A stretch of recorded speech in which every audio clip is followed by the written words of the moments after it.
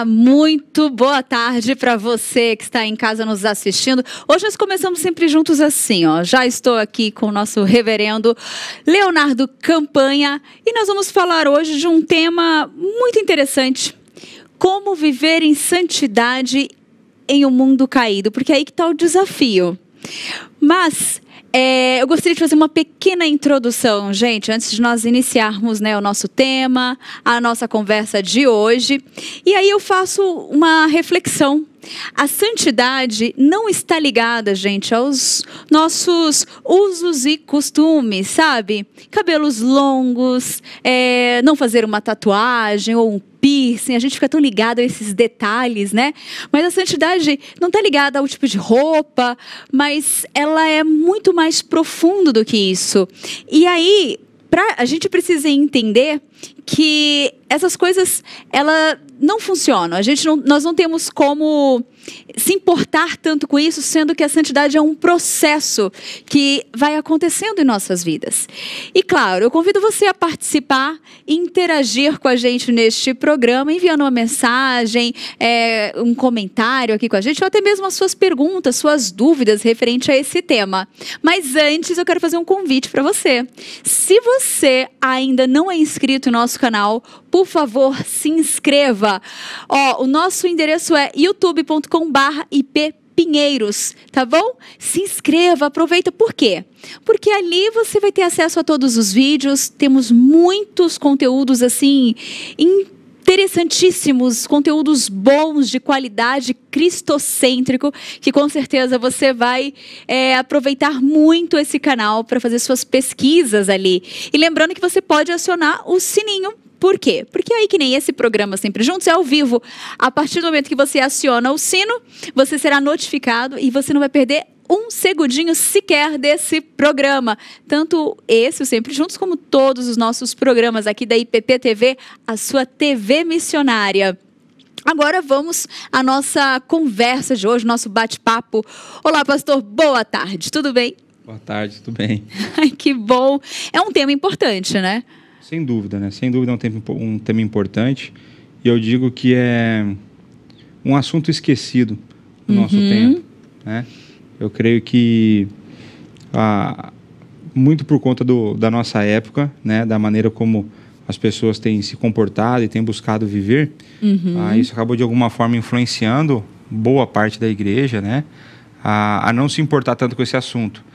Isso Sim. pode vir também pela má interpretação do que é a salvação pela graça. Né? Uma vez que eu sou salvo pela graça, então eu posso viver de qualquer maneira. A gente vai ver que isso também não é verdade. Né? E fazendo um gancho com a sua introdução, com certeza a santidade não é só isso, mas pode estar relacionado com isso. Pode estar como pode não estar. Né? Então, por exemplo, a santidade não está necessariamente vinculada à roupa. Desde que não seja uma roupa sensual. Exatamente. E daí vai vincular aquele outro programa que a gente fez, né? Mas então, existem aspectos, o que eu entendo que você quis dizer é o seguinte, que simplesmente usar a roupa não me torna santo. Exatamente, então, a aparência, né? Então, eu, no caso, pastor, usar terno e gravata não me torna mais santo por conta que eu ponho terno e gravata. Né? Mas existe uma questão de decência que também está relacionada com a santidade, né? Mas é de fato, sem dúvida, um assunto fundamental, porque o próprio Senhor, né, o próprio Deus disse: sede santos, porque eu sou santo. Né? Então, aí depois a gente desenvolve um pouco mais essa ideia ao longo da nossa conversa. Muito bom. E antes de começar, né, com a primeira pergunta, nós separamos um vídeo e nós vamos passar logo mais também. Inclusive, gente, o vídeo foi uma das aulas da EBD do próprio reverendo Leonardo Campanha, se eu não me engano, foi aula de EBD, né? Foi. Isso mesmo. E aí nós vamos soltar esse vídeo para te introduzir também, para você entender exatamente o que nós queremos falar hoje aqui, o que nós vamos falar. Então, vamos assisti-lo.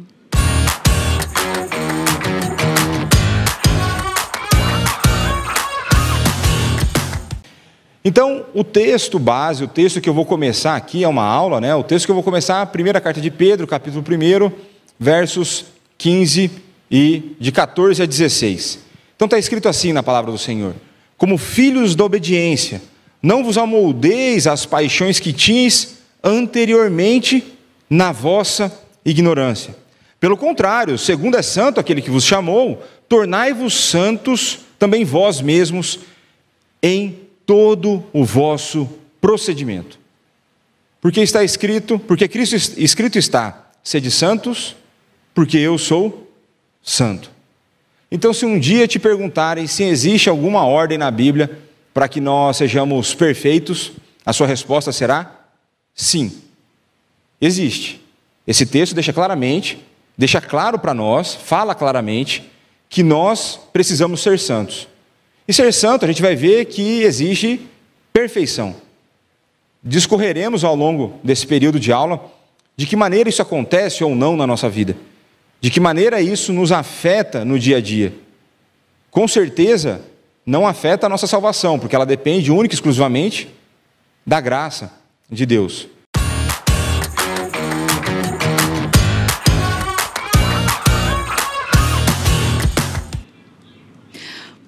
Muito bom.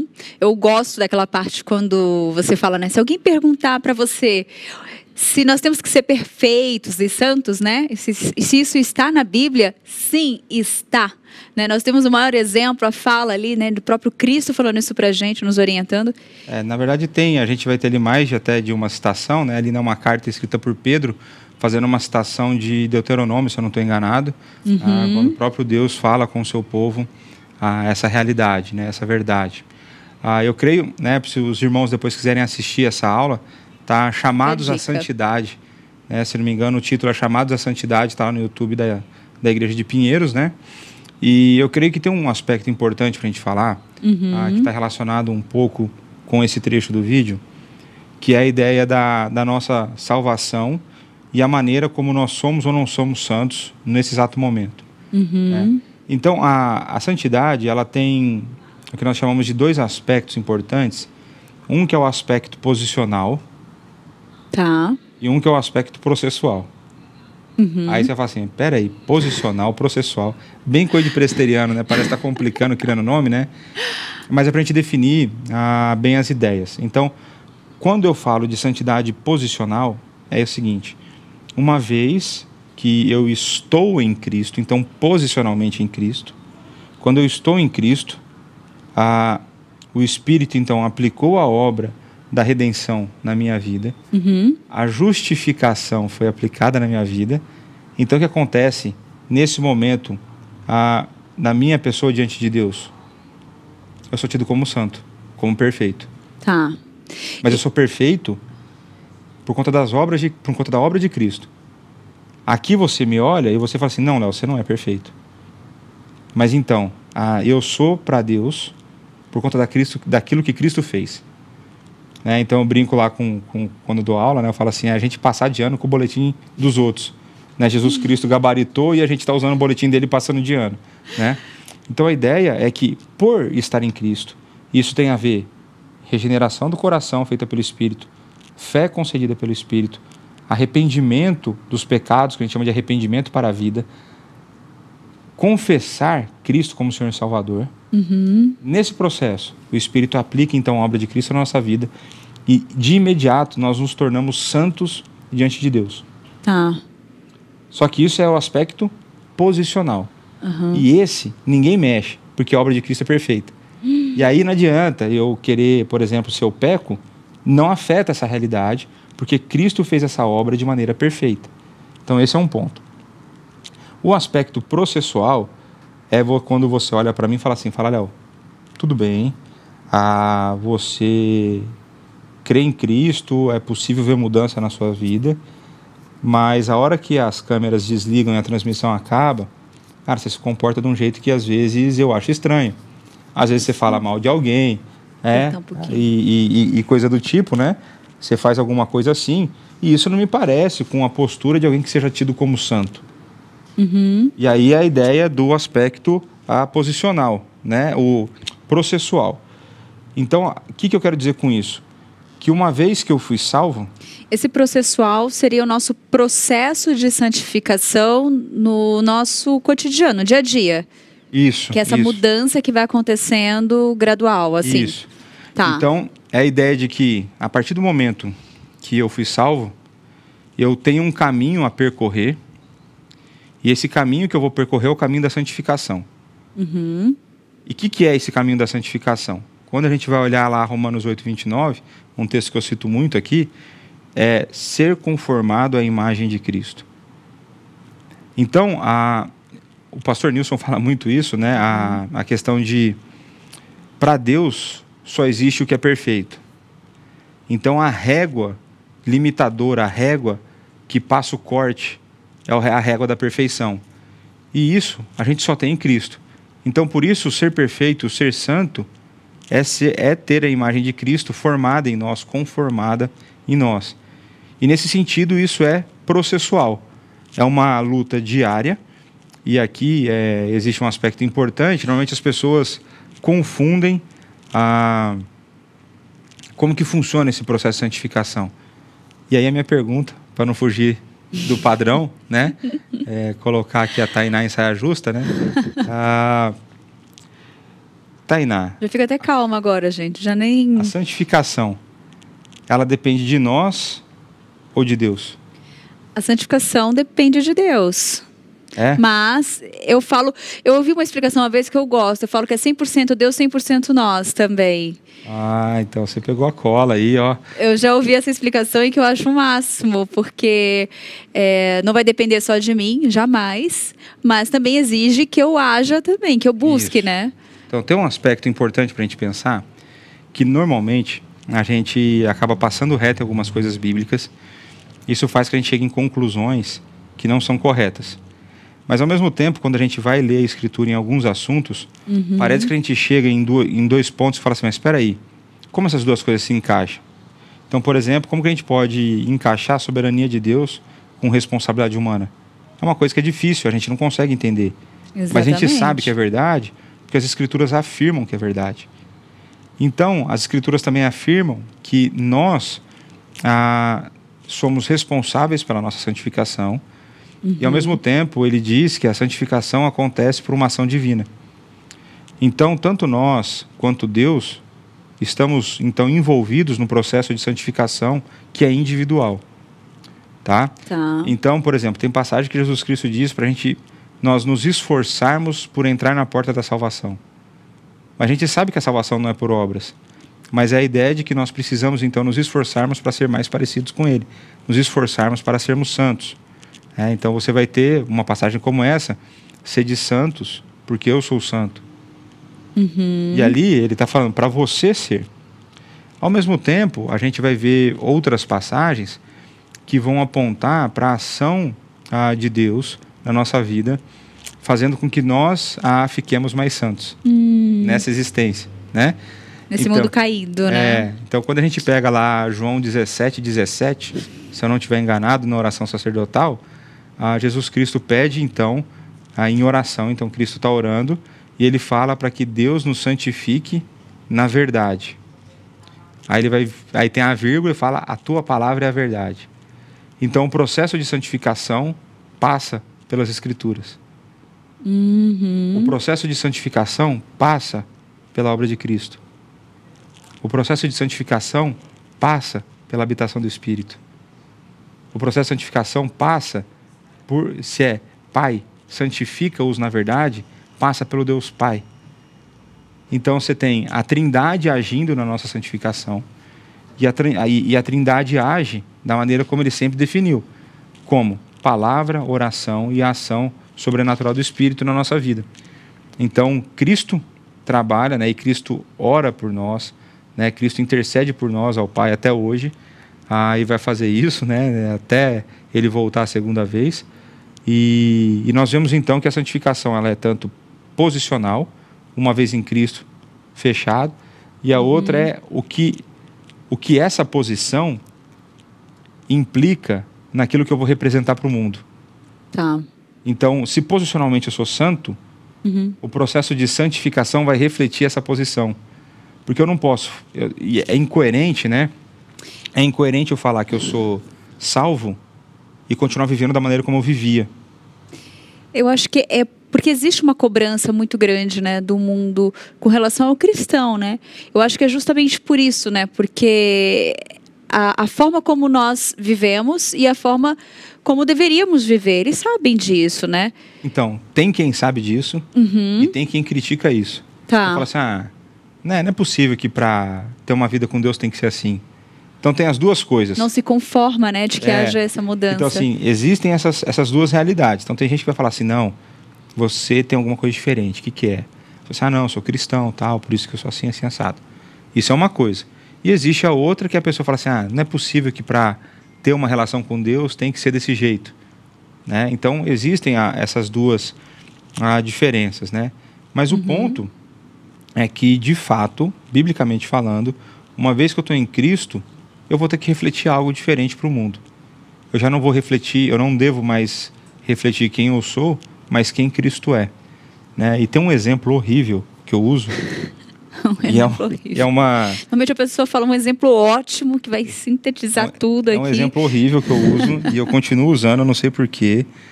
E eu ainda usei isso uma vez numa pregação. Mas, vamos lá, o exemplo é horrível, mas eu talvez transmita a ideia, né? A minha pergunta é a seguinte. Quando você vê um bezerro, bezerro é filho de quem?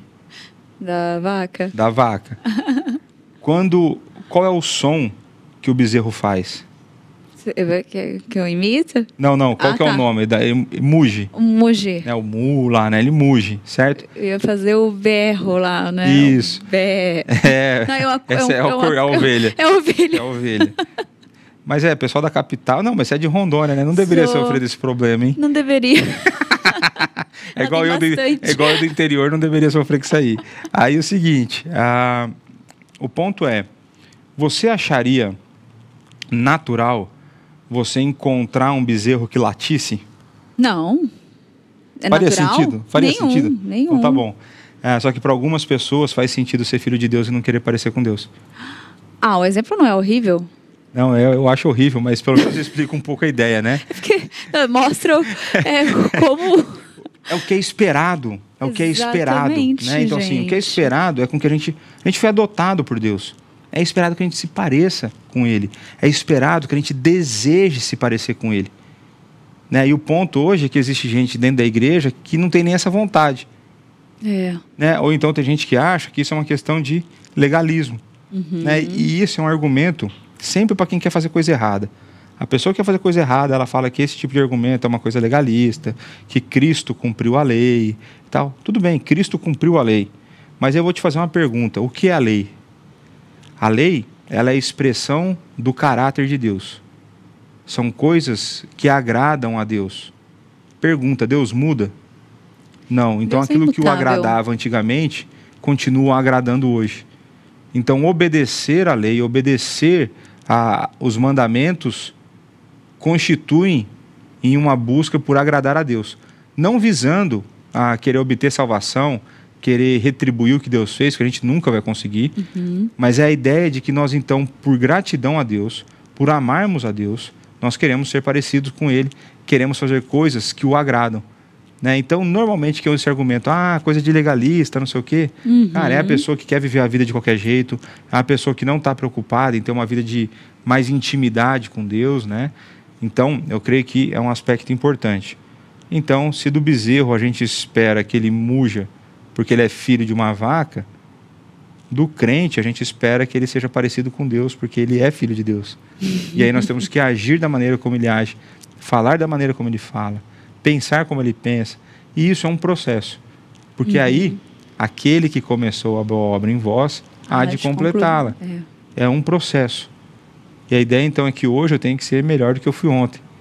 Né? E isso vai ser tanto um aspecto de esforço, quanto um aspecto de ação divina.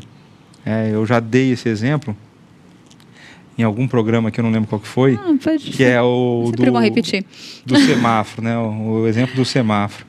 Eu sou uma pessoa um pouco ansiosa e um pouco impaciente. Então, às vezes, se você for reparar, meu pé está mexendo, esse tipo de coisa aqui, coisa de gente menos normal, né? Louco todo mundo é, né? Então, mais louco, né? E quando abro isso aí, e aí eu fui contaminado por algumas coisas de São Paulo, né? E uma delas é o trânsito. Então, quando abro o semáforo, normalmente, de maneira natural, se a pessoa que está na minha frente demorar mais de 1 milésimo de segundo para sair com o carro, o que vai acontecer? Meu coração não vai se encher de alegria e minha mão vai para a buzina. Normalmente é isso. Só que eu preciso ser mais parecido com Cristo, eu preciso, né?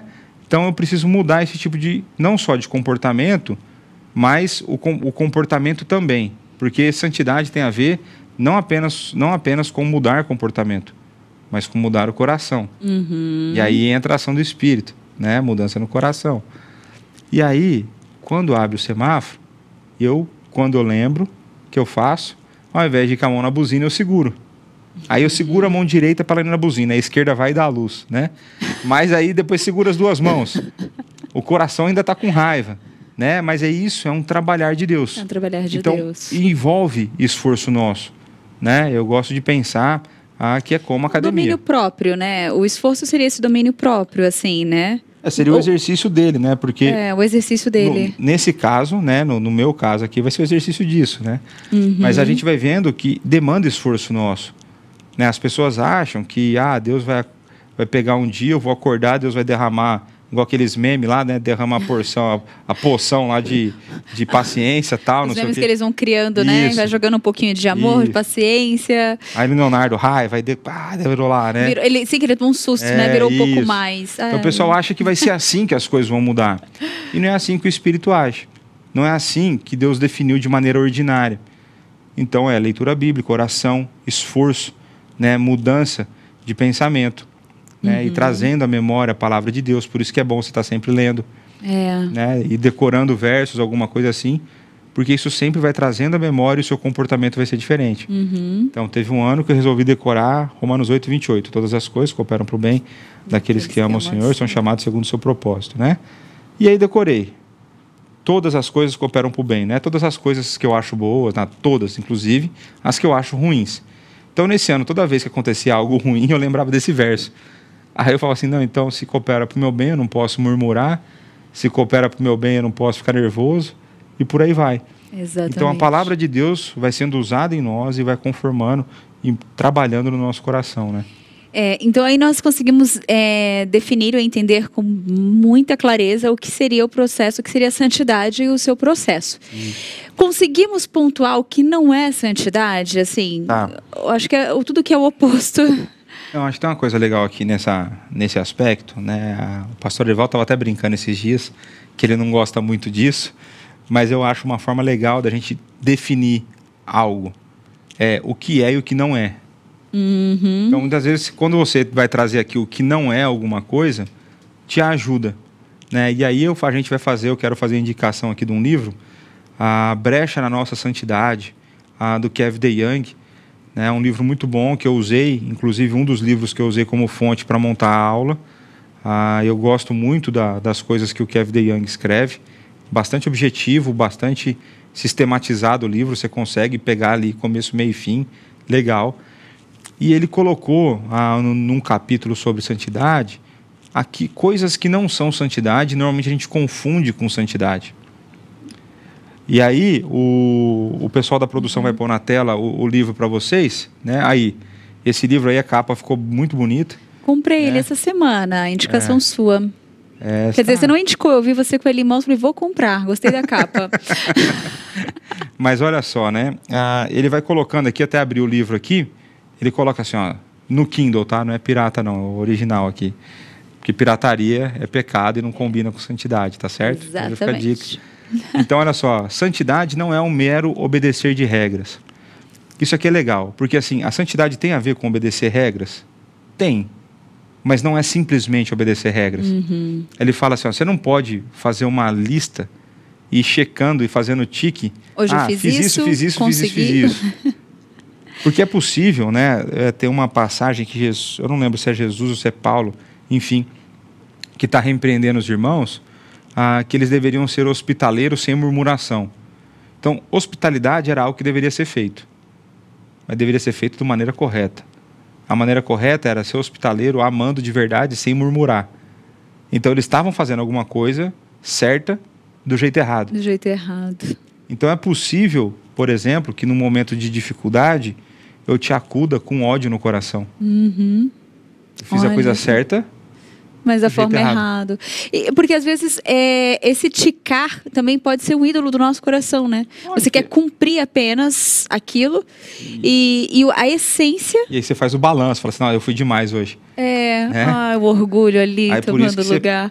por isso que você peca lá depois, pra você ver que você não é nada disso aí.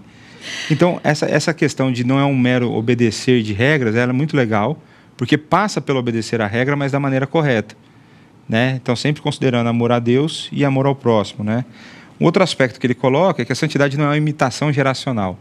Isso é muito legal, porque sempre existiu e sempre existirá conflito entre gerações. Pais e filhos sempre pensam diferente acerca de algumas coisas. Quase sempre, quase tudo, né? E Sim. aí, normalmente, a gente tende a achar que a nossa geração é melhor do que a passada e melhor do que a futura. Certo? Certíssimo. Até que está fazendo uma MPP sobre geração, né? Exatamente. Eu ia citar esse exemplo que nós começamos a semana, né, a segunda-feira com o reverendo Arival, e ele citou justamente isso, que a gente tem aquela tendência de achar que a nossa geração é melhor, né, do Então, assim, que a gente sempre corre esse atual. risco. Então, a questão não é imitar a geração anterior ou a posterior. A questão é ver o que está na Bíblia. E existem coisas que, da cultura e da geração, que não interferem ou que não são contra princípios bíblicos. Né? Então, aqui no Kevin DeYoung, ele é um americano, né? Ele mora nos Estados Unidos. Ele traz algumas coisas que para a gente é mais distante, mas ele fala assim, olha, a geração anterior à minha, ela era muito mais racista. Então não adianta falar que a geração anterior é melhor, porque ela tem os defeitos dela. Pediram o livro? Aí o livro tá eles aí, ó. pediram. Ali, ó. E Essa capa. digo mais, tá? Aí tem a capa amarela também, né? Mas essa é a mais bonita. É, e mais essa daí, bonita. sabe onde você encontra? Na Editora Hebron. Entra no site da nossa editora, né? Que todo o lucro da editora ele é revertido para missões, né? Olha só, então esse gente. livro aí nós temos na nossa editora. Recomendo que você compre lá e veja os outros livros que tem lá, tá certo? Vários Já títulos. aproveita agora, Dia das Mães, tá? E já pode Isso. ser até um presente, não é? Um dos presentes pode ser que você seja mais santo para sua mãe ficar feliz também. E aí você compra o livro para ela também. Ou vai te ajudar no seu Vai ajudar os relacionamento dois. com ela, ou vai ajudá-la. Então, fica a dica aí. Então ele trabalha essa ideia de que cada geração tem os seus problemas, né? Então não é a ideia de imitar uma geração, a ideia é ser parecido com o padrão bíblico, né? Depois eu vou falar que a santidade também não tem nada a ver com espiritualidade genérica. E isso aqui é muito legal, porque eu vim desse movimento, né? Eu queria que você explicasse isso lá no mesmo. passado, lá do movimento neopentecostal, em que as pessoas, então, elas são espiritualizadas. Não é a denominação, não são as crenças, é o contato genérico com Deus, é falar, entende? Fala bonito. Exato, tudo isso aí, Palavras né? tocantes para se mistério, emocionar. essas coisas todas aí, né? Então, gente, eu já passei por essa fase. então não é isso também, né? Porque, e eu lembro disso, né? Eu lembro da igreja que eu vivia, e eu não estou falando que pessoas daqui onde eu vivo hoje não cometam pecado, não é esse o ponto. O ponto é que as pessoas se diziam muito santas e coisas muito espirituais, e saindo da igreja continuavam vivendo da mesma maneira, cometendo pecados piores e por aí vai. Mas enfim, uma outra coisa que ele fala que não é, né? Que santidade não é encontrar o verdadeiro eu, que é aquela ideia de aceitação. Não, você tem que se aceitar do jeito que você é. Que é uma campanha hoje do mundo, né? Exato, e a gente vai ver que santidade é exatamente não aceitarmos o que nós somos. Porque aceitamos nossos pecados, Exato. o velho homem, Exato, os então costumes. a gente não tem que aceitar essas coisas, né? Então a gente tem que buscar, sempre a gente vai aceitar o quê? Aquilo que já estiver dentro do padrão bíblico. Se tiver alguma coisa, né? Normalmente... É que esse argumento normalmente está ligado para aquelas pessoas que não acreditam ser pecadoras, né? Isso e aquela que acredita que não precisa de santidade para viver com uma relação. São os dois lados. E mais uma vez, né, eu não consigo vislumbrar, né, eu não consigo imaginar alguém que de fato pertence a Cristo, alguém de fato crê em Cristo, alguém que de fato foi transformado pelo Espírito, não busque, não deseje a santidade. É difícil para minha pessoa aceitar esse tipo de postura, porque eu não consigo enxergar isso. Eu não consigo ver nenhum pingo de escritura nisso. Quando eu olho para a Bíblia, ela mostra, por exemplo, o Zaqueu. No primeiro encontro que ele teve com Cristo, que ele foi transformado, a vida dele mudou na hora. Ele fala assim, ó, se eu roubei, eu vou devolver, vou dar mais do que eu roubei, e tal, e tal. Então, quando a gente vai vendo as pessoas na Escritura que tiveram um encontro verdadeiro com Cristo, elas são transformadas. Tanto é quando você pega em Atos, os discípulos, você pega Pedro discursando diante do Sinédrio, os caras falam assim, rapaz, eles estiveram com Jesus, porque esse cara é pescador, o que esse cara está fazendo aqui? Né? Então, ter um momento, né, a transformação, a conversão, né, esse encontro genuíno com Cristo, vai gerar mudança. Né? Não é o encontrar o verdadeiro eu. O verdadeiro eu que a gente tem que buscar é o eu de Cristo, né? É o ser como ele é, né? Aí ele vai falar que também...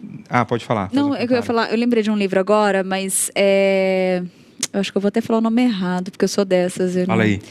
Que é aquele Quem Sou Eu, que revela a nossa verdadeira identidade, né? Que é a nossa identidade em Cristo. É até uma digital.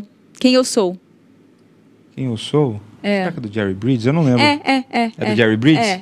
Então, já tem outra indicação, porque o autor é bom. Porque... o Jerry Bridges, você pode pesquisar Jerry Bridges, comprar todos os livros dele. E já tem na sua estante, já faz ela aí. Mas é muito interessante, é que eu não terminei de ler, e eu sou dessas que eu esqueço a capa, mas ele fala um pouco da nossa identidade. Às vezes a gente quer buscar a nossa identidade de forma errada, né?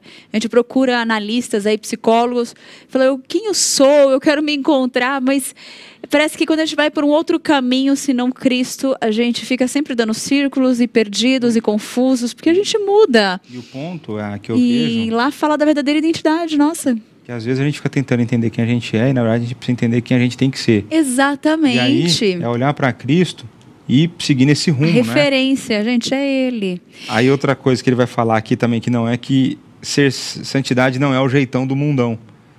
Então, isso aqui eu acho que é muito legal, porque é o seguinte...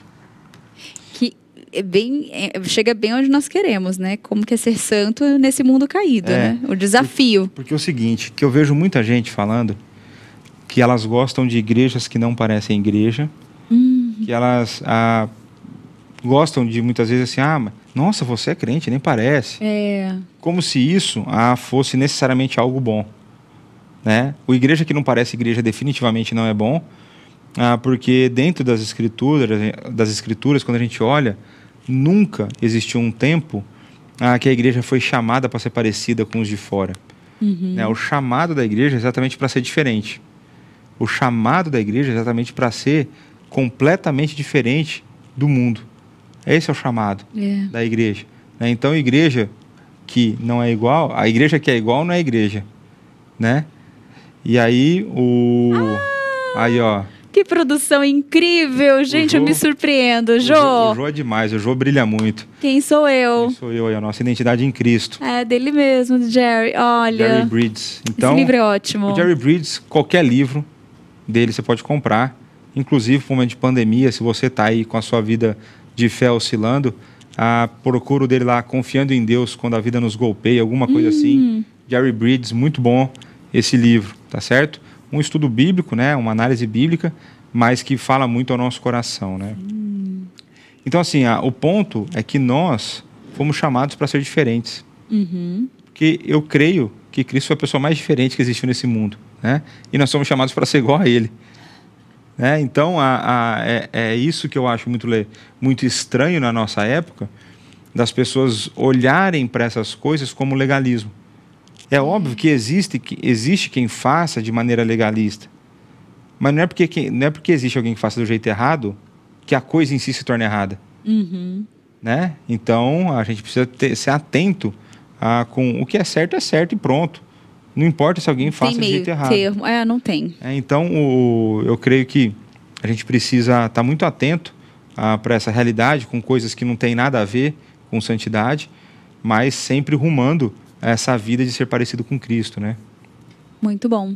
Eu acho que aí o que você disse já até responde a nossa próxima questão, que é, eu vejo a angústia de muitas pessoas, principalmente de quem não é cristão, pastor, que a primeira coisa que eles analisam quando falam eu ser crente, né, parar de usar mudar meu estilo, parar de frequentar os lugares que eu gosto, parar de fazer coisas que eu faço, né? Claro que e o que a gente tenta explicar que as pessoas de cara já acham que a partir do momento que ela pisa na igreja, tudo isso vai mudar. Ou ela tem que mudar para estar na igreja. Eu acho que ficou bem claro na nossa conversa que essa transformação, gente, ela é um processo e ela vem de dentro para fora, que quando chega a hora, não é porque eu quero mudar, mas não é simplesmente, como assim, eu gostava... Uma imposição. Uma imposição.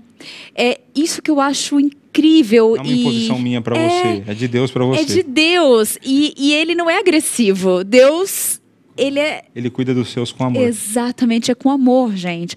Então essa mudança, ela vem acontecendo de forma natural. É claro que nós citamos aqui, tem que ter um esforcinho, porque tem gente que não faz esforço nenhum, não tem vontade nenhuma, não quer mesmo. E aí já fica muito mais complicado do que a gente imagina, né? Mas eu tenho outro exemplo ruim que eu quero dar. Então, dê outro exemplo ruim. Tô cheio de exemplos ruins, né? E é o seguinte, quando as pessoas pensam muito no cristianismo como uma religião de proibições. Ah, mas proibido, não sei o quê, não sei o quê. Tem coisa proibida mesmo, né? Eu não tenho problema com isso, né? Mas o que eu gosto de pensar é o seguinte... vamos lá para a ilustração, mente criativa aí, tá certo? Imagina, eu confiando em Deus, confiando em Deus, esse livro aí é muito bom, para o momento que a gente vive, creio que vai contribuir muito aí com fortalecimento da sua fé. Isso eu não tenho. Mas bom demais, bom demais. Mas vamos voltar para o exemplo horrível, O exemplo horrível é o seguinte, imagina uma motosserra ligada. Certo? Motosserra, aquele negócio que derruba a árvore lá, né? E tal. E aí, você tem uma criança, certo? E você está cuidando da criança. Você pede para a criança, e a motosserra está ligada, funcionando a todo vapor. Você pede para a criança que ela não pegue na lâmina da motosserra. Você dá uma proibição expressa para a criança não botar a mão na motosserra. A minha pergunta... A proibição, quem fez a proibição? Está sendo má ou está sendo amorosa? Totalmente amorosa. Então pronto, né, um exemplo horrível é o que Deus faz com a gente. Né? As proibições de Deus são para que a gente não se lasque todo. Né? As proibições de Deus impedem ou visam impedir que a gente se machuque, que a gente se distancie mais dele, que a gente desagrade a Deus e agrade o diabo. Né? Então, as proibições de Deus, elas são perfeitas. Então, quando Deus manda alguma coisa, não existe nada melhor a ser feito do que obedecer o mandamento. E por quê? Porque se você desobedece, o que acontece com a sua mão na motosserra? Vai provavelmente perder a mão. Né? Mas, para ver isso dentro da Escritura, a gente pode ir para Deuteronômio 28. Deuteronômio 28 é um capítulo que fala sobre as bênçãos da obediência, e as maldições da desobediência. Então, o capítulo ele é estruturado mais ou menos assim. 1/3 do capítulo é bênção da obediência. 2/3 é maldição da desobediência. Então, desobedecer a Deus também tem consequências. Então, vida de santidade tem a ver com obediência a Deus pela motivação correta. E aí a gente vem agora para uma parte prática, né? Quando a gente fala disso, né, pastor? A gente quer... Muitas vezes a pessoa que está em casa nos assistindo fica pensando, tá, mas tudo bem, talvez a pessoa caia em si, talvez faça uma análise e fala, tá, eu quero ter essa vida de santidade. Eu quero que haja essa mudança em mim, né? Como que eu consigo isso de uma forma prática, que aconteça essa mudança? Ou eu até tento buscar essa santidade, eu saio do domingo transformada, acabou o culto, e eu saio dali falando, não, Senhor, a partir de hoje eu estou me posicionando, quero assim. Mas mal começou a semana na segunda-feira no trabalho, às vezes a pessoa não tem amigos cristãos, né, que ajude até nesse incentivo, ela tem outras referências, a família não é cristã, ela é sozinha nisso. Como que a gente pode lidar com isso de uma forma prática, assim, pastor? A primeira coisa que eu acho que é importante a gente pensar, você falou assim, olha, eu saio do domingo transformado e logo na sequência acabo escorregando, né? A transformação que é feita por Cristo, ela é irreversível. A transformação feita por Deus na nossa vida, ela é irreversível. Então nós temos que olhar para isso, muitas vezes, como coisas que estão relacionadas ao calor do momento. né? Coisas que quando a gente está no domingo ouvindo a pregação, a gente pode se emocionar por alguma coisa e sair dali e falar assim, olha, hoje, olha, a partir de agora eu vou ser outra pessoa, né? Quando a gente fala de transformação realizada pelo Espírito que habita em nós, essa transformação é irreversível, né? Mas eu creio que você quis dizer são esses picos, né? Quando a gente está na pregação, ouve aquilo que foi aquela direto para a gente, né? Posso compartilhar um testemunho, então? Pode. Ai, lá vai, gente. Não deveria. Mas eu confesso assim, eu vou falar por mim. O pastor tá rindo, é sério. Eu lembro que eu tinha meus estilinhos, eu queria... Eu fiz o segundo furo, né? Mas eu lembro que eu queria ter a orelha toda furadinha, eu ficava pesquisando e salvando piercing, eu ficava vendo... Enfim, gente, esses modelos de vida aí que você sabe do que eu tô falando. E eu ficava pesquisando, tipo, eu quero isso, eu quero aquilo, a roupa, eu quero essa, né? Eu acho lindo esse estilo. E aí, a vida que segue, né? Eu via na igreja, bonitinha, mas eu queria. E às vezes punha um brinquinho aqui, outro ali, então eu sempre ficava nessa constância, sabe? Uhum. E aí o meu vestir ainda não estava todo transformado e eu achava que ok, normal.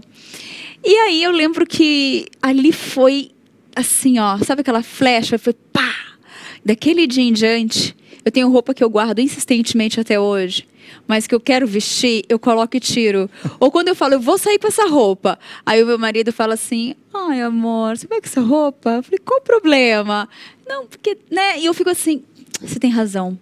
Mas eu ainda deixo, eu vejo ela lá, assim, não que eu fique insistindo em querer usar, mas é como se eu quisesse ter certeza, eu olhar e falar, não me cabe mais essa roupa. Mas eu lembro que foi num culto, o reverendo Paulo Júnior, foi numa conferência, estava eu lá em cima, e aí ele falou do perfil do verdadeiro cristão, e a gente estava falando sobre isso, da santidade, dessa mudança, e naquele momento, assim, ele não falou nada do que eu já não tivesse ouvido antes. Mas naquele momento, por isso que eu pergunto, porque eu ficava sempre oscilando. Eu sempre ficava assim, não, eu vou sair assim, não, agora eu vou mudar. Aí eu deixava a roupa por um tempo, morria de saudade, vestia. E nesse dia em diante, eu lembro que naquele momento, eu estava até com os meus brinquinhos de pressão, assim, né? E na hora eu já fui arrancando tudo. E eu comecei a chorar compulsivamente. Naquele dia minha ficha virou. Não que eu não use, gente, né? Não é isso. Não é isso, mas tratou aquela minha motivação que eu tinha. Eu posso até pôr um brinquinho aqui, um segundo, um terceiro, não é isso que eu estou querendo dizer. E não estou falando nada contra. Mas a minha motivação, naquele dia, eu entendi o que eu ouvia todos os dias, mas eu não entendia. Eu ouvia, mas aquilo não me fazia diferença. Era de boca para fora. Era o falar. Falava bonito, mas eu não conseguia entender por quê. E naquele dia aconteceu isso. Isso é natural na vida, né? Porque quando a gente vê Paulo entendia muito sobre o Antigo Testamento. Mas ele nunca tinha entendido quem era Cristo. Olha como Cristo faz diferença. E Cristo é o cumprimento do Antigo. Né? É em Cristo que as promessas são reveladas de maneira plena. E aí é Deus agindo na vida de Paulo para que então ele venha entender. Né? Então, é natural, né, que o Espírito vá nos ensinando ao longo da nossa jornada cristã, né? E, enfim, aí eu vi a irmã que comentou, os exemplos ruins são bons. Eu também Muito obrigado aí. Eu gosto dos exemplos do pastor. Muito obrigado. A gente memoriza, não tem como esquecer depois, né? O bom do exemplo ruim é que ele fica na cabeça, né? O bom do exemplo ruim é esse, né? Eu vou lembrar do bezerro. O bezerro latino, né? Essas coisas assim maravilhosas, né? Do motosserra. É bom umas coisas assim que mexam com a gente, mas falando do bezerro latino, eu lembrei de uma frase do Spurgeon, que aqui é uma exortação visando a santidade. Né? O Spurgeon falava assim, a pessoa que não gosta de santidade aqui na terra não tem o que fazer no céu. Lá só existirá a santidade.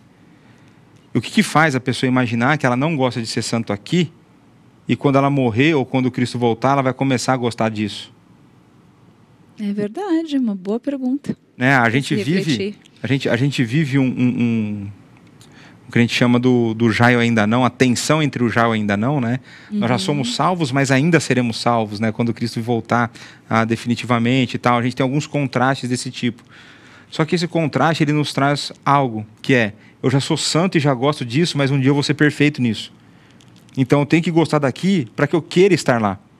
E aí isso vai trazer também para a gente um desejo pela eternidade, né? Largar essas coisas terrenas, xarope aqui, mudar de vida, né? Eu vivo falando aqui, não se assuste, né? Eu vivo falando da minha vontade de morrer cedo, mas o ponto é esse, quando a gente começa a desejar a coisa aqui, e quanto a gente mais deseja, a gente vai vivendo, a gente vai vendo que a gente está muito longe. Eu falei assim, cara, na boa, não vejo a hora de estar lá. Né? Eu esforço, né? Deus age, eu vou aqui e tal, mas não, falta muito. Quero ir para lá logo, né? Então essa tensão, né? E isso só vai gostar de estar lá, e só vai estar lá quem gosta dessas coisas aqui. Gente, mas deixa eu só, esse desejo, deixa eu explicar, né? Não é um desejo de, tipo, quero morrer, não é isso, gente, pelo amor de Deus. É um desejo de estar perto de Deus, de querer viver as coisas de Deus, estar com Ele, né, pastor? E morrer, né? Para isso tem que morrer. Eu não vou me matar, não vou me matar, não é esse negócio que não. Mas o ponto é que o cristão, talvez seja um tema para um outro programa, né? Já mais uma sugestão. Não é como lidar a morte, não é como desejar a morte, né? Nós vamos ter mas nós vamos falar sobre que é a hora de partir, que aí a gente pode trazer essa abordagem também. Mas veja, não existe, para o cristão, depois da salvação, o grande evento dele é a morte.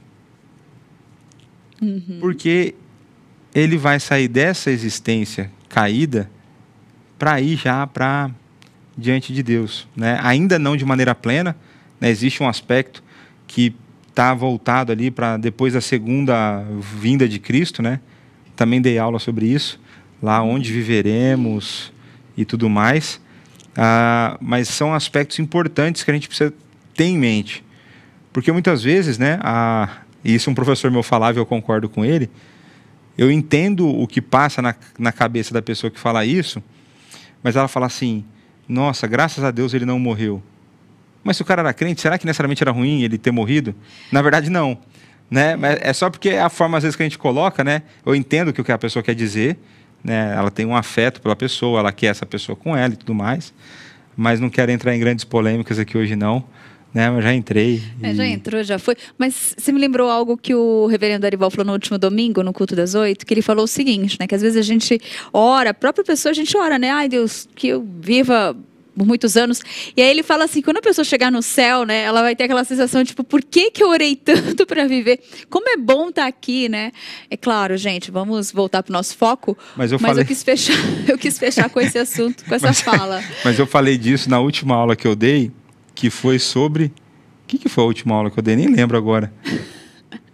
Mas eu dei uma aula esses dias aí, em que eu comentei um exemplo aqui do dia a dia da igreja. Sim, foi o... Esqueci. Você mandou aula. Eu também não estou lembrando, eu vou até olhar aqui no... Mas é assim, gente, o que eu falei para a pessoa? Mas aí já é sinal da idade, né? É questão da juventude. Sentido da vida. Sentido da vida, pronto, isso aí mesmo. Foi sobre o sentido da vida. E que eu comentando com um jovem aqui, né? Ele falando dessa ideia de que morrer para o cristão é bom, né? E ele falou assim, não, mas eu posso viver mais um tempo, tal, né? Eu falei, cara, vou tentar fazer mais um dos exemplos ruins bons, tá certo? Mais um exemplo ruim. O desejar estar vivo não é exatamente isso, mas só para a gente entender. É como se alguém estivesse te oferecendo uma piscina com sombra e água fresca, e você preferisse continuar no maçarico sendo queimado. Tipo um leitão, uma pururuca lá. Então, assim, é uma figura só bem ruim. Essa é a pior de todas, tá? Essa é a mais horrível de todas. Mas é só a ideia de que a gente está pedindo o prolongamento de algo que traz sofrimento, enquanto eu poderia estar no alívio. O nosso pedido não vai mudar nada, todos os nossos dias estão contados, tudo mais, né? Por isso a gente tem que estar alegre em viver. Paulo vai dizer que o viver é Cristo e o morrer é lucro, né? Por conta disso. Mas o ponto é incomparavelmente melhor estar lá. Né? Então, acho que essa ideia do desejo de querer estar lá, que eu sempre quero trazer à tona, né? E eu trago de um jeito mais, talvez um pouco mais polêmico, né? De falar quero morrer, né? Mas essa ideia de desejar um momento em que nada mais essas lutas, nada mais que esses ruídos na nossa relação com Deus acontecerão, né? Então era essa a ideia. Muito bom. E mais um exemplo ruim. Não. Pastor, eu separei um trechinho do vídeo de Augustus Nicodemos. Você separou o mestre. Pra gente fechar o tema de hoje, a gente está falando da prática, de como que é essa transformação na nossa vida, né, essa mudança. E eu peguei um trechinho dele, ele deu um exemplo, ele deu vários exemplos, depois fica a dica aí para quem quiser assistir na íntegra. É uma pregação em cima de Efésios 5, se eu não estou enganado. Isso mesmo. E aí, eu peguei um dos, bem pouquinho, só para a gente tentar entender, e a gente continua aqui explicando logo após o vídeo. Vamos assistir.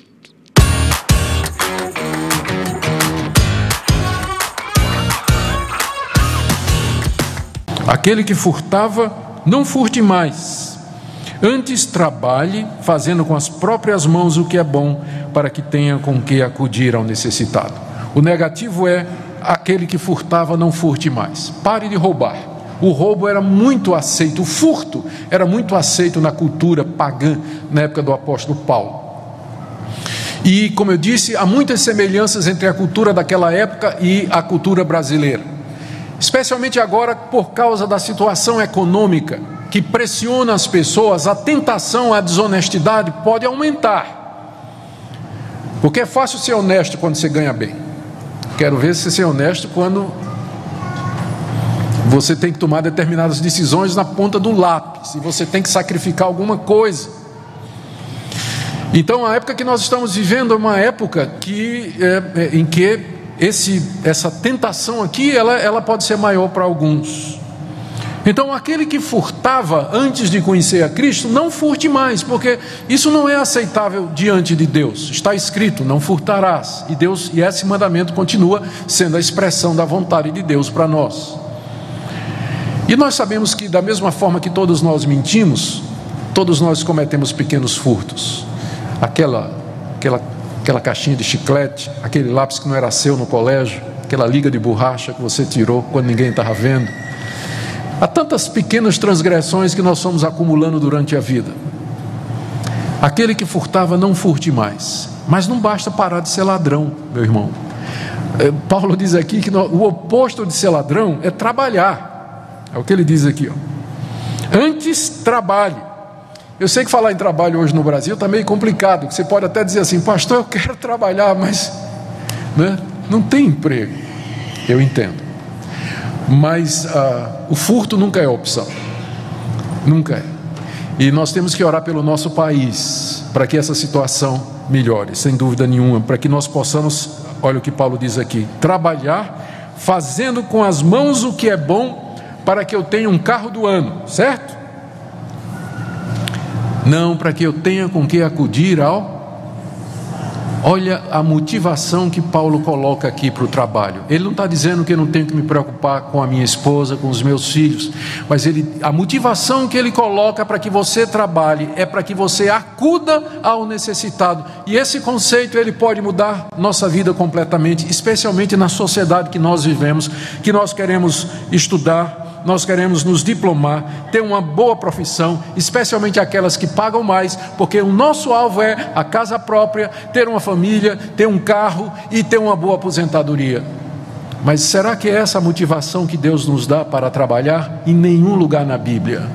Sempre o motivo é: trabalhe para que você tenha com que ajudar os outros. Essa é a ética cristã do trabalho, é voltada para os outros. A nossa sociedade tem produzido jovens egoístas, centrados em si mesmos, que só pensam na sua carreira e na sua profissão.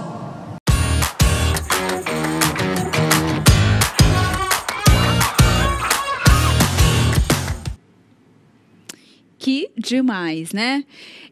E ali entra, quando ele fala que a sociedade hoje tem produzido jovens egoístas, centrados em si, entra, gente, na programação do Manhã IPP, que está sendo sobre a geração atual, né? Sobre essa nova geração. Eu estou apresentando por enquanto... A grande geração mimimi. A geração mimimi. Eu estou, por enquanto, ali segurando, mas já a Lídia está de volta. E a ideia, né, quando eles pensaram, era justamente isso, né? Trazer essa reflexão para a gente dessa nova geração. E para a gente meditar também, né? Nós estamos vivendo uma geração tecnológica, né? Que tudo é muito rápido e tudo, mas o pecado está ali, né? Tem que analisar, tem que E aí a gente trazendo isso voltando aqui para o tema, esse exemplo que o Tunico, que o Augusto Nicodemos usou, desculpa, gente. Ai, Léo, olha o que você faz. A culpa é minha, isso acontece lá desde o Éden, terceiriza o pecado. Ela fala o negócio, a culpa é minha. Não, é porque o Léo sempre chama ele de tio Nico. E aí ele usou aqui, veio na memória. Quis me sentir íntima, perdão, mas que o reverendo Augusto Nicodemos trouxe. Grande Augusto. E eu ainda não tenho essa intimidade, né? Só online, mas tudo bem, você já está pertinho, já conhece. Mas eu digo assim, ele usou um exemplo ali do furto, né? De que o que se você roubava, agora não roube mais. Então a gente traz isso para todas as áreas da nossa vida, né? Esse capítulo de Efésios, ele é bem importante, porque ele está bastante relacionado com a ideia de santidade, porque ele estipula um padrão da mudança bíblica. Então, qual é esse padrão?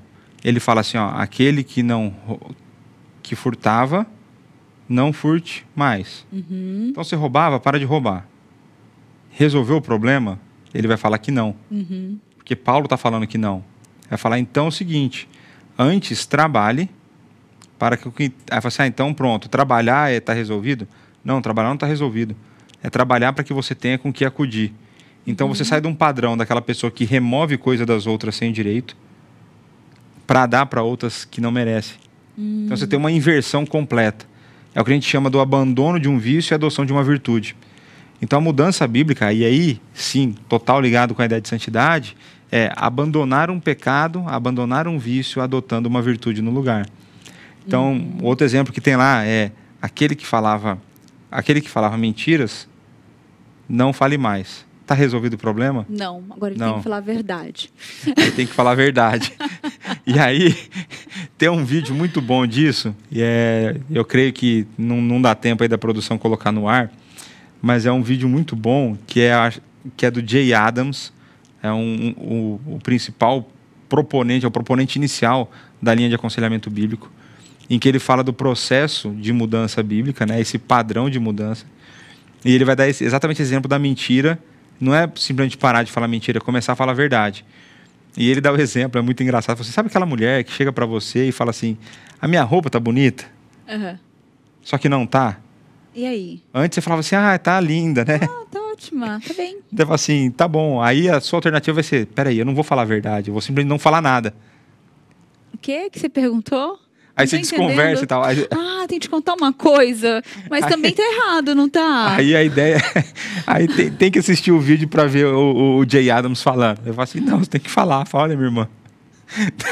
Não tá legal, não. Só que aí você tem que falar com sabedoria, com amor, com tudo isso aí, né? Mas procurem esse vídeo, tá certo? O vídeo do Jay Adams, tem ele com tradução, né? Então tem um intérprete junto, ele fala a frase e vai traduzindo. Mas é muito legal esse vídeo, né? O processo de mudança bíblico. A santidade, então, sempre vai envolver o abandono de um vício e a adoção de uma virtude. Muito bom. E para a gente substituir, fazer essa troca, tirar o hábito, né, um ruim e por um bom, a gente tem que saber conhecer, né? Buscar o bom para saber. A gente tem que conhecer, né? Também tem que ler, estudar. Por isso. Não tem atalho. Por isso a importância... E não tem como maquiar. Por isso a importância da leitura bíblica. Exatamente. Por isso a importância da gente crescer em intimidade com Deus. Porque, em primeiro lugar, como eu vou saber o que é errado? Depois, como eu vou saber o que é o certo? Como eu vou saber o que agrada a Deus se eu não faço questão de conhecê-lo? E qual a maneira que ele usou para que nós pudéssemos conhecê-lo? As Escrituras. As Escrituras. Então, não tem como, né, a gente falar de santidade, de vida com Deus, se a gente não falar de leitura das Escrituras, de uma vida de oração. Não tem como, né? Então, acho que a dica que quase sempre eu falo isso, mas na vida cristã não tem como ser muito diferente. Muito bom. Temos mais um livro. Tem mais um livro? Então tem mais um livro. Mais um livro, Santidade. Esse aí, mestre também, disse Ryle. Ninguém verá o Senhor. Isso aí é uma citação de Hebreus, né? Lá em Hebreus fala que sem santidade ninguém verá Deus, e aí fica a dica para você, né? Você quer ser santo ou não, né? Então, boas dicas hoje, hein? O autor aos Hebreus deixa isso expresso de maneira muito clara, né? Muito bom, tivemos várias participações hoje no chat. Eu gostei da Geralda, que ela colocou: pastor, eu também tenho muita vontade de partir para o céu. E claro, tantas outras participações. Da Wanda, ela também tem alguns dos livros que nós citamos aqui. E a Fábia também aqui esteve com a gente. A Delva está sempre aqui com a gente. Muito bom ter vocês. Achei o vídeo. Isso. Como acabar com hábitos pecaminosos, do Jay Adams. Tá lá no canal do Ministério Fiel, tá certo? Ó, fica a dica para você buscar logo agora, que já acabou, né? Só depois do nosso programa. Já está encerrando agora. Pastor, obrigada por mais uma participação. Eu agradeço. Tá, e obrigada a você também que participou aqui com a gente, tá bom? Que Deus abençoe muito a sua vida e, como sempre, né, a gente encerra desejando estar de volta no dia seguinte. Então eu digo até amanhã, claro, se Deus quiser. Tchau, tchau. Tchau, tchau.